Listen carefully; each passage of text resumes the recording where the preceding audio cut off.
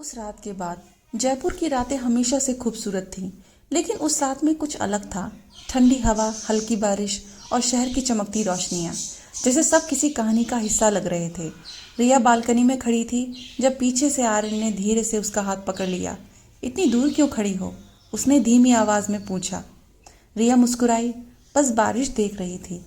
आर्यन बिल्कुल उसके करीब आ गया। और मैं तुम्हें।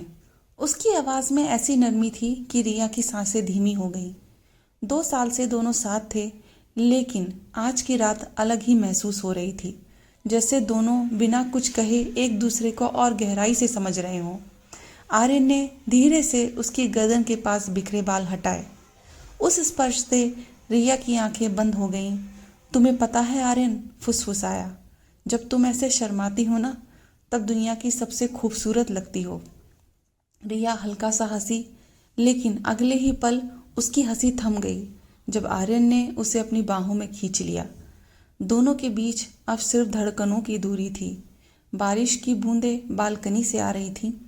रिया ने धीरे से अपना सर उसके सीने पर रख दिया। आर्यन की उंगलियां उसकी पीठ पर धीरे धीरे घूम रही थी, जैसे हर एहसास को याद करना चाहती हो। कुछ पल बाद आर्यन ने उसका चेहरा अपनी ओर किया। उनकी नजरें मिली, लंबी, गहरी और बिना शब्दों वाली। फिर उसने बहुत धीरे से उसके होठों को चूमा। उस एक पल में जैसे पूरी दुनिया रुक गई। रिया ने अपनी जैकेट को हल्के से पकड़ लिया। उनके बीच की झिझक अब धीरे धीरे पिघल रही थी।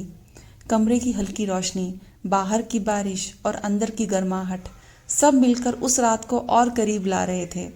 आर्यन ने उसके माथे को चूमते हुए पूछा, पक्का? रिया ने बिना कुछ कहे बस मुस्कुराकर सर हिला दिया।